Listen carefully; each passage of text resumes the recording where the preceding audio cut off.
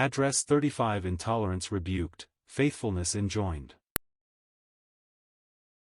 And it came to pass, when the time was come that he should be received up, he steadfastly set his face to go to Jerusalem, and sent messengers before his face, and they went, and entered into a village of the Samaritans, to make ready for him. And they did not receive him, because his face was as though he would go to Jerusalem. And when his disciples James and John saw this, they said, Lord, wilt thou that we command fire to come down from heaven, and consume them, even as Elias did? But he turned, and rebuked them, and said, Ye know not what manner of spirit ye are of.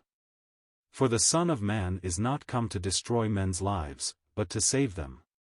And they went to another village. And it came to pass, that, as they went in the way, a certain man said unto him, Lord, I will follow thee whithersoever thou goest. And Jesus said unto him, Foxes have holes, and birds of the air have nests, but the Son of Man hath not where to lay his head. And he said unto another, Follow me. But he said, Lord, suffer me first to go and bury my father. Jesus said unto him, Let the dead bury their dead, but go thou and preach the kingdom of God. And another also said, Lord, I will follow thee, but let me first go bid them farewell, which are at home at my house. And Jesus said unto him, No man, having put his hand to the plough, and looking back, is fit for the kingdom of God. Luke 9 verses 51 to 62. This portion readily divides into two sections. In verses 51 to 56 we have our Lord's solemn and stern rebuke of the spirit of intolerance. Then in verses 57 to 62 he lays down certain principles of discipleship which we who profess to love him need to keep in mind. We are told that he steadfastly set his face to go to Jerusalem. He left Galilee knowing exactly what awaited him in Judea. He had been there before. They had tried to put him to death then, but, we are told, his hour had not yet come. They could not do a thing to harm him physically until he voluntarily put himself into their hands. He could say, No man taketh my life from me, I lay it down of myself. But now the hour was drawing nigh when the purpose for which he came to earth should be fulfilled. Jesus had come to give himself a ransom for all, so with this in view, he steadfastly set his face to go to Jerusalem. Nothing could turn him aside. When he spoke of the cross on which he was to be crucified, even Peter remonstrated with him, saying, Be it far from thee, Lord, this shall not be unto thee. But Jesus rebuked him, saying, Get thee behind me, Satan, thou art an offense unto me, for thou savorest not the things that be of God, but those that be of men. Jesus did not allow anyone or anything to turn him aside from the great purpose he had come to fulfill. With his face set as a flint to go to Jerusalem, as he passed with his disciples through a part of Samaria, he sent messengers ahead into a nearby village to make preparations for their night's lodging. We know there was intense hatred between the Samaritans and the Jews, neither wishing to have any dealings with the other. These Samaritans were a kind of mongrel race of people, partly of Israelitish extraction and partly descended from the mixed races which the king of Assyria had brought into the land after carrying away the 10 tribes. These had intermarried with the remaining Israelites, and a mixed sort of worship had developed among them, based to some extent upon the 5 books of Moses, but the Samaritans refused to accept all other parts of the Old Testament. They had their own temple on Mount Gerizim, and they looked with suspicion and indignation upon the Jews because of their claim of being the chosen people of the Lord. The Jews, on the other hand, returned the compliment by detesting the Samaritans, whom they looked upon as the followers of a pseudo-religion which had no scriptural basis. As the little company journeyed on through Samaria, the people of the village where they had hoped to spend the night refused to receive them because the face of Jesus was set as though he would go to Jerusalem. Realizing that he was not going to settle down among them as their teacher, but was extending his ministry to those whom the Samaritans hated, they in turn vented their spite upon him by refusing him entertainment. Had he come specially to them they might have received him and his message, but for the time being he was interested in another people. There is nothing, I suppose, that is more characterized by bitterness than religious intolerance. One group of religious people looks with suspicion upon those of another group, and often the closer they are together, the more intense is the ill feeling between them. This was clearly manifested in the case of the Jews and Samaritans. James and John were so indignant because of the way their master was treated on this occasion that they were ready to go to all lengths to take vengeance upon them. They said to Jesus, "Lord, wilt thou that we command fire to come down from heaven, and consume them, even as Elias did?" We generally think of James and John as being two very gracious and devoted young men, but gracious and devoted men can become exceedingly hard and bitter when it comes to dealing with others in regard to differences. These disciples whom Jesus named Boanerges, that is, sons of thunder, here answer to their name, and thought they were manifesting their faithfulness to Christ by seeking to emulate Elijah and to destroy the Samaritans. They appeared to think that if they did call for fire to come down from heaven, God would answer and blot out the city that had refused to harbor Jesus and his followers for the night, and so they would enjoy seeing their religious enemies completely annihilated. How awful is such a spirit, and yet how frequently has it been manifested down through the centuries. History tells us how churches have fought churches, and Christians have contended with other Christians, using bitterest invective of speech and even going so far as to put one another to death. Our hearts are filled with horror as we think of the myriads of the early Christians who were martyred at the command of the pagan emperors of Rome. But the amazing thing is that during the centuries following the destruction of paganism, we find professing Christians arrayed against others who also bore the Christian name, and Mystery Babylon was responsible for the deaths of far more than pagan Rome ever destroyed. Even in Protestantism during the centuries that followed the Reformation, what unholy strife has often existed, and how sadly have believers failed to walk together in holy fellowship. When at last we all stand before the judgment seat of Christ, there to give an account of the deeds done in the body, how ashamed we will be if we have ever been guilty of manifesting the spirit that characterized James and John when they would have destroyed that Samaritan village because its people did not understand, and therefore did not receive the Savior as he was journeying on to Jerusalem.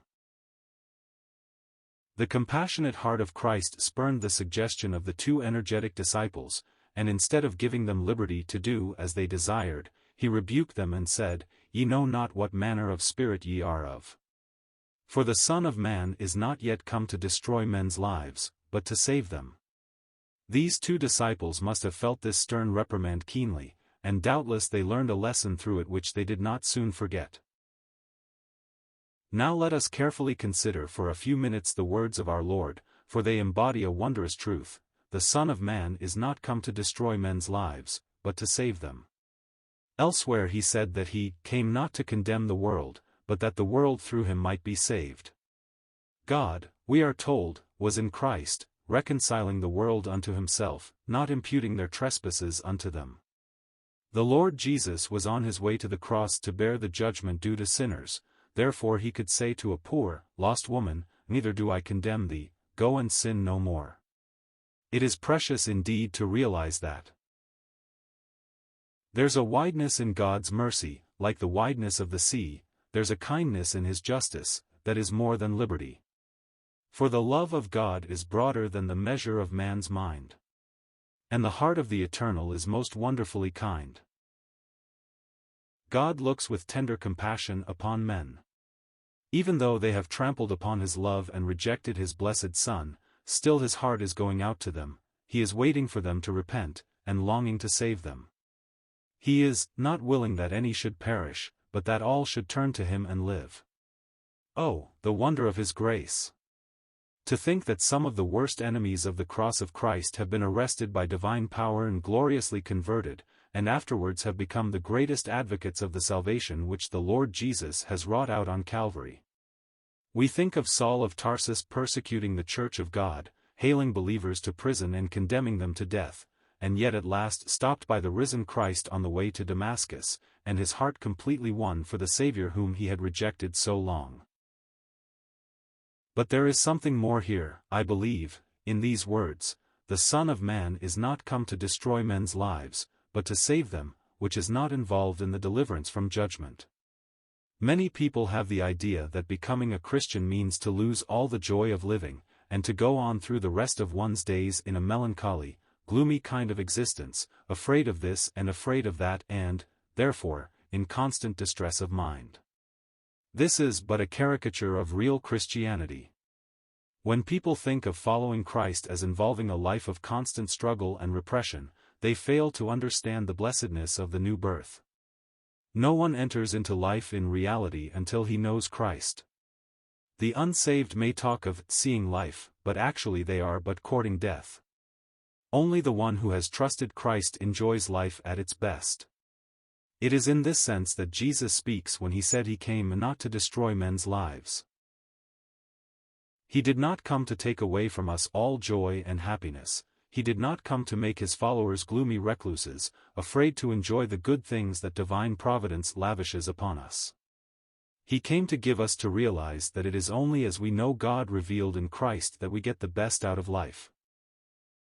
Heaven above is softer blue, earth beneath is sweeter green, something lives in every hue, Christless eyes have never seen. Birds with sweeter songs o'erflow, flowers with newer beauty shine, since I know, as now I know, I am his and he is mine. Thus one of our Christian poets taught us to sing. No one is so prepared to enjoy the good things of this life as the man who knows what it is to be right with God. We are told in John's first epistle that, he that hath the Son hath life, and he that hath not the Son of God hath not life.